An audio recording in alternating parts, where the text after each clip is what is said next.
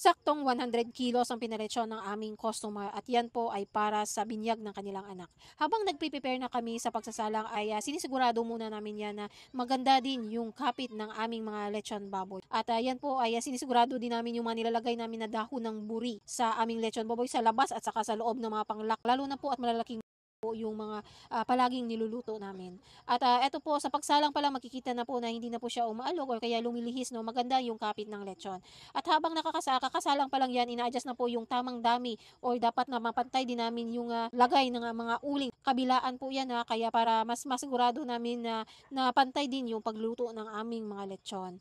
At after 45 minutes, ganyan na po yung kulay ng balat ng aming lechon. At safe na po yan sa paglobo ng mga balat. Para sa amin, masaya na po kami na ganyan po na makinis yung balat, no, at hindi po siya walang nag-crack or kaya pumunit sa balat. After 1 hour, nagsastart na po siya sa paglabas ng mga mantika. At sa mga ganito pala kalaking baboy, 2 sakong malalaking uling lang yung dala ng aming customer. Pero nagpadagdag si tatay ng kalahating sako pa.